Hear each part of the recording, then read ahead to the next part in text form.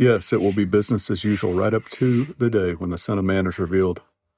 On that day, a person out on the deck of the roof must not go down into the house to pack. A person out in the field must not return home. Remember what happened to Lot's wife. If you cling to your life, you will lose it, and if you let go of your life, you will save it. That night, 2 people will be asleep in one bed. One will be taken, and the other left. 2 women will be grinding flour together at the mill. One will be taken, and the other left. Rachel Morin, Bel Air, Maryland, August 5th, 2023. 37-year-old mother of 5 was raped and murdered while jogging on the Ma and Pa Trail by Victor Antonio Martinez Hernandez, an illegal immigrant from El Salvador. Hey folks, this is Jesse Cope back with another episode of the American Soul Podcast. Hope y'all are doing well wherever y'all are, whatever part of the day you're in. Sure do appreciate you joining me, giving me a little bit of your time and attention, a little piece of your day. I will try and use it wisely. For those of y'all who continue to pray for me and for the podcast, to share the podcast with others and tell others about it, thank you very much. I'm very grateful for your prayers and for you sharing the podcast. Our Father, who art in heaven, hallowed be thy name. Thy kingdom come, thy will be done on earth as it is in heaven. Give us this day our daily bread, and forgive us our trespasses as we forgive those who trespass against us. Lead us not to temptation, but deliver us from evil. For thine is the kingdom and the power and the glory forever and ever. Amen. Father, please be with us. Be with those listening to the podcast. Be close to the brokenhearted. Bring us home safe to you. Be with those who are injured, sick, alone, abandoned, anxious, who have lost loved ones. Comfort them. Help them to feel your peace.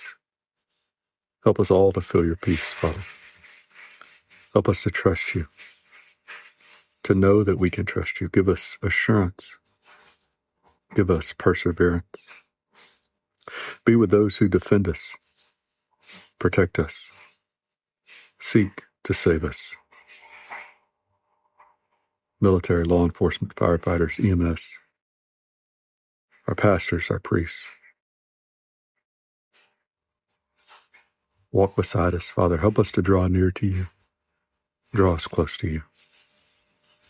And guide my words here, Father, please. In your Son's name we pray. Amen.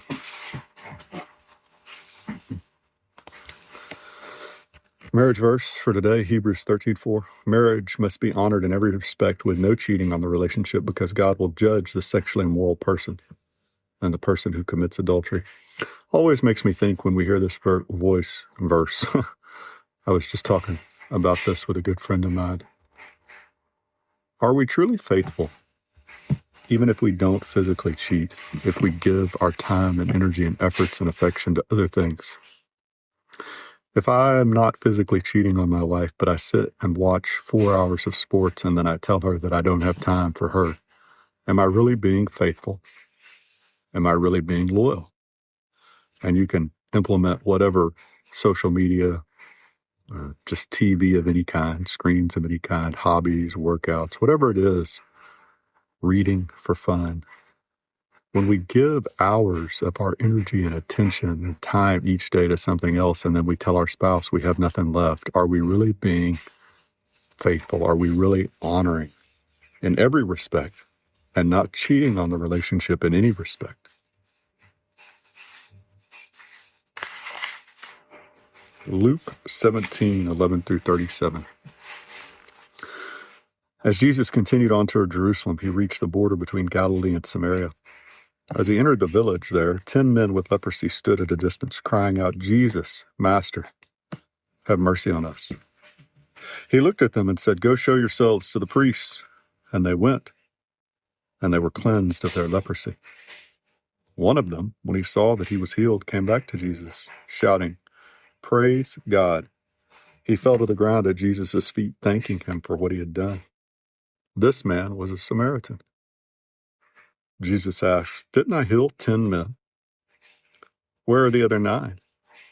Has no one returned to give glory to God except this foreigner?" And Jesus said to the man, "Stand up and go. Your faith has healed you." One day the Pharisees asked Jesus, "When will the kingdom of God come?" Jesus replied, "The kingdom of God can't be detected by visible signs. You won't be able to say, 'Here it is,' or 'It's over there,' for the kingdom of God is already among you." Then he said to his disciples, "The time is coming when you will long to see the day when the Son of Man returns, but you won't see it.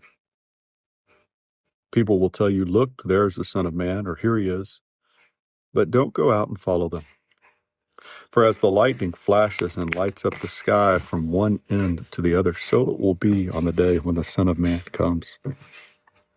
But first, the Son of Man must suffer terribly and be rejected by this generation. When the Son of Man returns, it will be like it was in Noah's day. In those days, the people enjoyed banquets and parties and weddings right up to the time Noah entered his boat and the flood came and destroyed them all. And the world will be as it was in the days of Lot.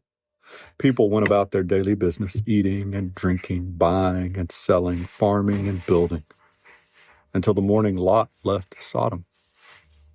Then fire and burning sulfur rained down from heaven and destroyed them all. Yes, it will be business as usual right up to the day when the Son of Man is revealed.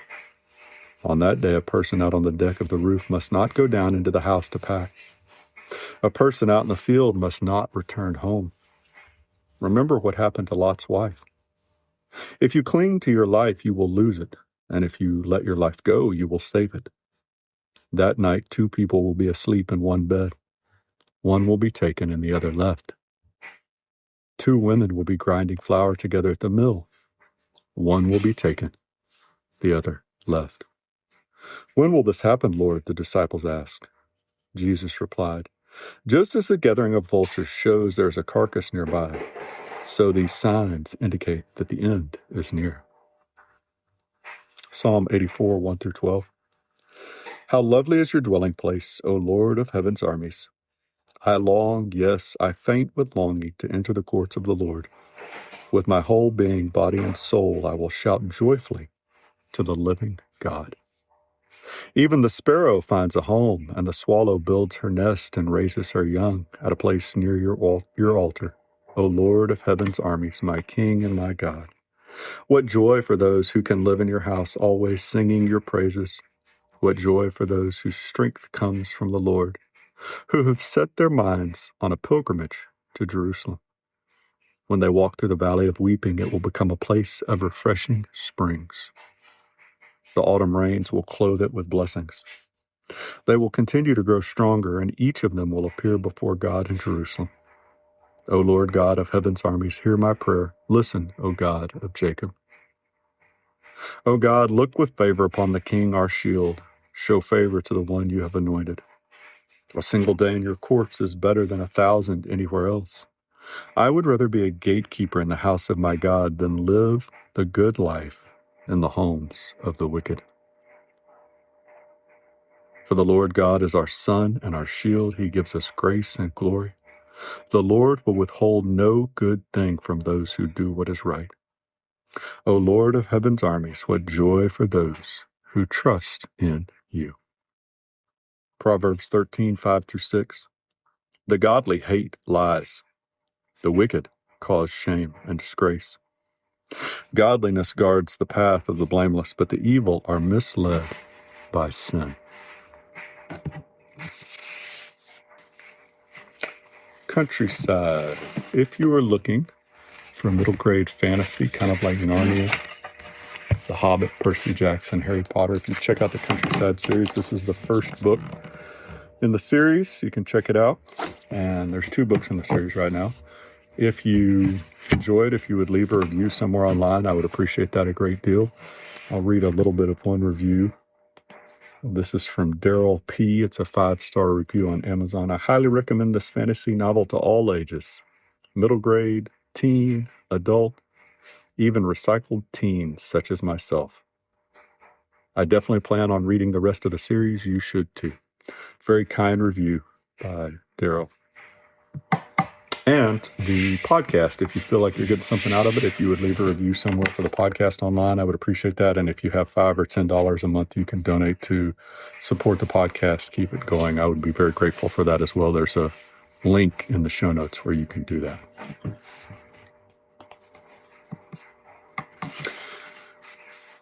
Fatima Ali, October 18th, 2024, Lacey, Washington, United States. A 17-year-old high school girl was attacked and nearly strangled outside Timberline High School by her father, Ashan Ali, an Iraqi Muslim immigrant, and mother, Sarah Ali, in an attempted honor killing after she refused an arranged marriage to an older man in Iraq. Bystanders and school staff intervened to save her.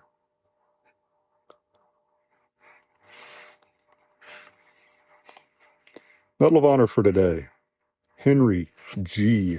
Berman, rank private, U.S. Civil War, Hotel Company, 54th Ohio Infantry, U.S. Army, May 22nd, 1863, Vicksburg, Mississippi.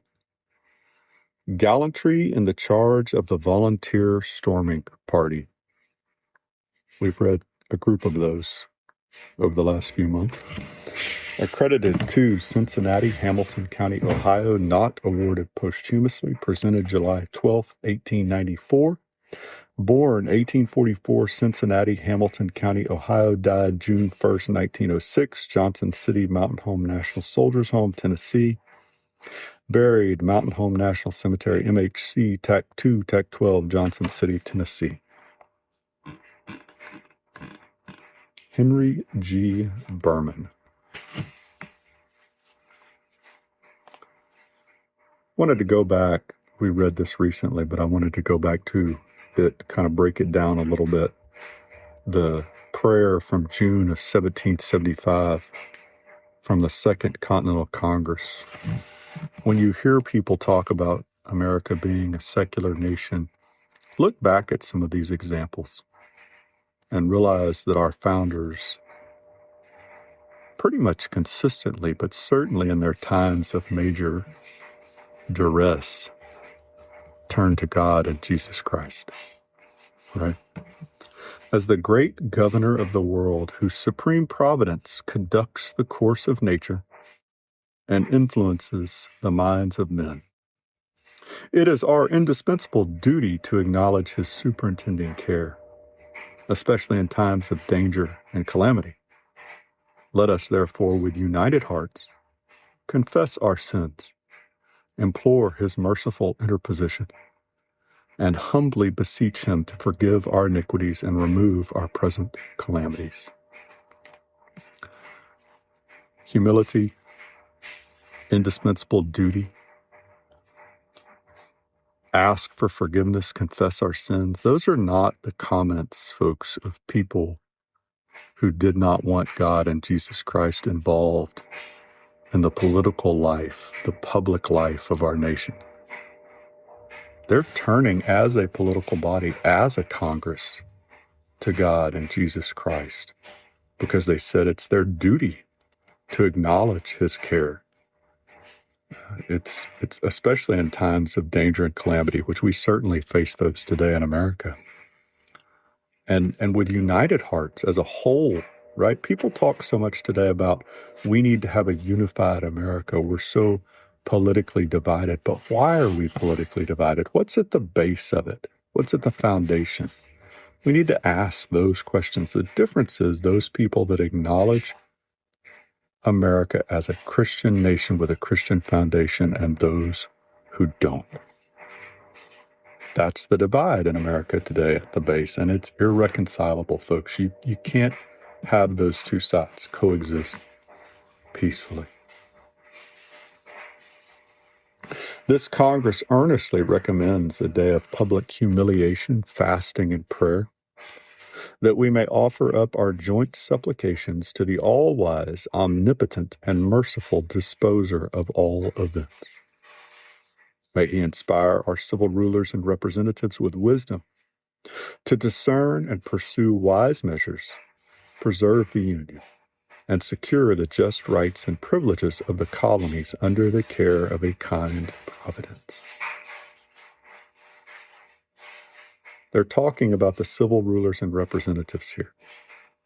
Not in your private life, but in your public capacity. And if somebody says that it was deists, just go look at the breakdown of delegates to the Continental Congress and the fact that over 90% of them were openly avowed Christians. They were talking to God the Father, Jesus Christ. Not Allah, not anybody else, not any other false God, just the one true God, the Father of Jesus Christ, the Son, and the Holy Spirit. Our Father, who art in heaven, hallowed be thy name. Thy kingdom come, thy will be done on earth as it is in heaven. Give us this day our daily bread, and forgive us our trespasses as we forgive those who trespass against us. And lead us not to temptation, but deliver us from evil. For thine is the kingdom, and the power, and the glory forever and ever. Amen. God bless y'all. God bless your families, your marriages, if you're married, your nation, wherever you are around the world listening. God bless America. We'll talk to y'all again real soon, folks. Looking forward to it.